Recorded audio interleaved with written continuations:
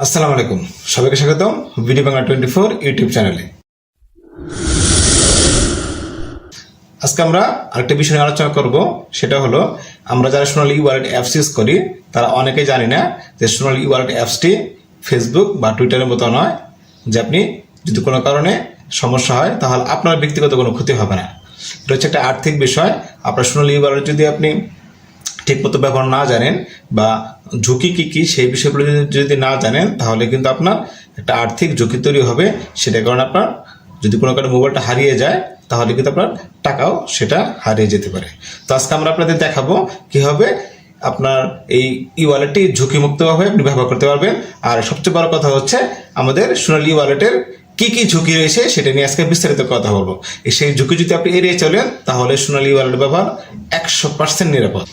হ্যাঁ, প্রথম একটা প্রশ্ন দাঁড়ায়, সেটা হচ্ছে সোনালী ওয়ালেটের ব্যবহারে ঝুঁকি আছে কি? হ্যাঁ, অবশ্যই ঝুঁকি আছে, কিন্তু তারপর আরেকটি প্রশ্ন দাঁড়ায়, সেটা হচ্ছে এই ঝুঁকির পিছনে দায়ী কে? ম্যাক্সিমাম ক্ষেত্রে অলমোস্ট 99 ক্ষেত্রেই হচ্ছে ঝুঁকির জন্য দায়ী হচ্ছে আমি অ্যাজ এ কাস্টমার। অর্থাৎ কাস্টমার যারা থাকেন, গ্রাহক, তারাই হচ্ছে এর পিছনে দায়ী থাকেন কার সামান্য কিছু তথ্যগত অনুপস্থিতির কারণে, অর্থাৎ কিছু সতর্কতা সেটা জানা হয়নি, সেই না জানার কারণে আপনার সোনালী ওয়ালেটটির ব্যবহারে আপনি ঝুঁকি নিয়ে চলাফেরা করছেন। এমন হতে পারে অলরেডি অনেকে এটার ভুক্তভোগী হয়েছেন অথবা ভুক্তভোগী হতে পারেন। তো আমরা দেখি এগিয়ে যাই কি বিষয় রয়েছে এখানে। সেটা হচ্ছে, তো আমরা দেখব কি ঝুঁকি আছে। প্রথম ঝুঁকিটাই হচ্ছে পাসওয়ার্ড ফেসবুক টুইটারের মতো অটো সেভ রাখা। হ্যাঁ, এটা খুবই গুরুত্বপূর্ণ বিষয়। যেহেতু সোনালী ওয়ালেট রেজিস্টার করার সময় একটা সেভ অপশন চলে আসে, অর্থাৎ পাসওয়ার্ড আপনি সহজে সেভ করতে পারেন। অনেকে মনে করে সেভ করে রাখলে কোনো সুবিধা হবে, বারবার পাসওয়ার্ড চাপতে হবে না, কিন্তু না, এটা খুবই ঝুঁকিপূর্ণ বিষয়। আপনি সোনালী ওয়ালেটের পাসওয়ার্ড কখনোই আপনি সেভ রাখবেন না। প্রথমে রেজিস্টার করতে গেলে আপনার হচ্ছে শুধু সেভ অপশন দেখাবে, পাশে একটা নট নাও অপশন দেখাবে, আপনি নট নাওতে ক্লিক করবেন। আর নেক্সট টাইম যখন আপনি আবার লগ ইন করতে যাবেন তখন একটা অপশন আসতে পারে, সেটা হচ্ছে নেভার, অর্থাৎ আপনি সেভ কখনোই করবেন না। এই অবশ্যই আপনি নেভার বাটনে ক্লিক করবেন, তাহলে পরবর্তীতে আপনার এই সেভ করার রিকমেন্ডেশন আপনার মোবাইল থেকে দেখাবে না। এতে আপনি সবসময় নিরাপদভাবেই আপনি পাসওয়ার্ডটি দিয়ে লগ ইন করবেন, কোনো সেভ অপশন থাকবে না। যদি কোনো কারণে সেভ করে থাকেন তাহলে সেটার পরামর্শ আমরা একটা দিব এক সময়। দ্বিতীয়টি হচ্ছে আপনার না বুঝে পাসওয়ার্ড বা পিন দেওয়া।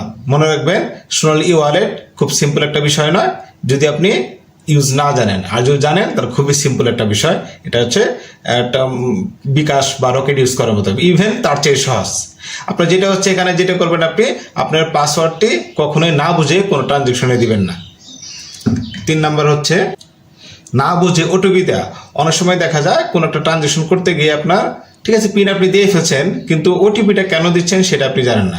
এই কাজটা করা যাবে না। আপনি ওটিপিটা কেন দিচ্ছেন, কোন ট্রানজেকশনে দিচ্ছেন সেটা অবশ্যই আপনি খেয়াল করে দেবেন। কোনো কারণে যদি আপনি কোনো একটা লেনদেন পারছেন না, এটা মানে লেনদেনটা প্রপারলি কীভাবে করে সেটা জানার জন্য প্রয়োজন আমার ভিডিওগুলি দেখুন।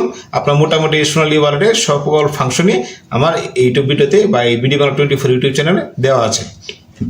নাম্বার হচ্ছে তথ্য ঠিক মতো যাচাই না করে ওয়ালেটে লেনদেন করা। হ্যাঁ, আপনারা যখন লেনদেন করবেন, কোথাও যদি টাকা পাঠান, স্পেশালি যদি NPSB করে থাকেন, যেমন সোনালী ব্যাংক থেকে যে কোনো অন্য ব্যাংকের যে কোনো শাখাতে যদি আপনি ইনস্ট্যান্ট টাকা পাঠিয়ে থাকেন, সেক্ষেত্রে কিন্তু আপনার ডাটাগুলো 100তে 100 আপনি চেক করতে হবে। প্রয়োজনে 3 বার নয় 10 বার চেক করুন। কারণ হচ্ছে আপনার তো একটা ডিজিট যদি ভুল হয়ে যায় তাহলে সফটওয়্যার কিন্তু ধরে নিবে সেটা আপনি সজ্ঞানে দিয়েছেন। আর সজ্ঞানে যদি দিয়ে থাকেন তাহলে কিন্তু নিয়ে নিবে আপনার টাকাটা, অর্থাৎ আপনার অ্যাকাউন্ট থেকে টাকাটা চলে যাবে। যদি কোনো কারণে আপনার ভুল হয়ে থাকে তখন যদি আপনি ফেরত পেতে পারেন, কিন্তু তার পসিবিলিটি যে 100তে 100 তা নয়। কারণ তথ্য যদি সঠিক থাকে কিন্তু আপনি অন্য কোনো ডিজিট দিয়ে থাকেন তাহলে ঠিক টাকা চলে যাবে। এক্ষেত্রে বাড়তি সতর্কতা থাকতে হবে।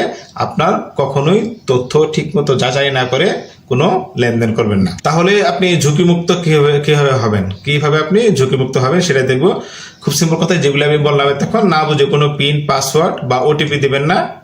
তারপর হচ্ছে পাসওয়ার্ড কোনোভাবেই সেভ রাখা যাবে না। দেন ওয়ালেটে লেনদেনের সময় বা লেনদেনের আগে তথ্য যাচাই করে নিন।